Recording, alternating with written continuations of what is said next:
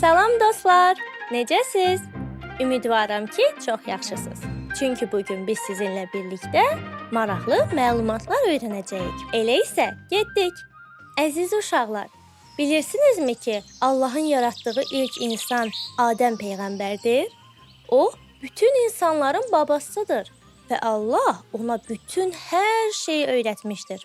Balacalar, sizə maraqlı bir şey danışım. Nuh peyğəmbər 1000 ildən çox yaşamışdır. Təsəvvür edə bilirsiniz? 1000 ildən çox. O, Allahın əmri ilə çox böyük bir gəmi hazırlamışdı və heyvanları da ora yığmışdı.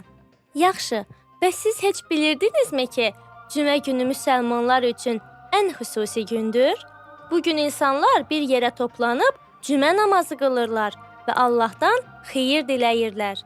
Əziz balalar, bilirdinizmi ki, Bismillah demək Allahın adı ilə başlamaq deməkdir.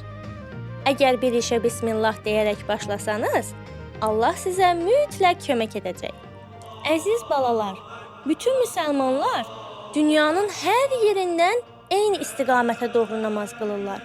O istiqamətin adı isə Kəbədir və hər kəs ora tərəf dayanır. Balacalar, çox güman ki, bunu çoxunuz bilmirsiniz. Dünyanın ilk dərzisi bilirsiniz kim olub? İdris peyğəmbər olub.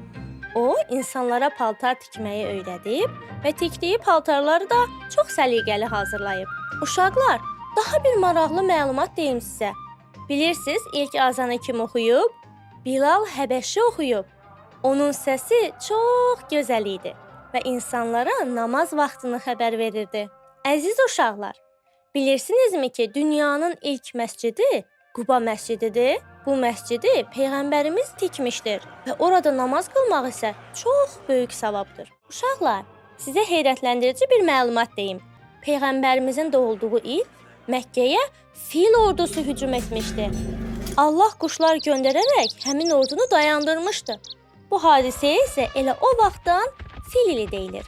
Yaxşı uşaqlar, bu isə sonuncu məlumatdır. Bilirsinizmi ki, Qurani-Kərim ilk vaxtlarda daş, dəri və xurma yarpaqlarına yazılırdı? Sizcə nəyə görə?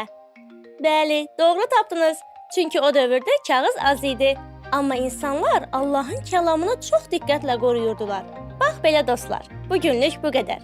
Bugün biz sizinlə bir xeyli məlumat öyrəndik. Gələn görüşlərədək bugün öyrəndiyiniz məlumatları unutmayın, yadınızda saxlayın. Sağ olun, salamat qalın. Bizə dəstək olmaq üçün kanalımıza abunə olun.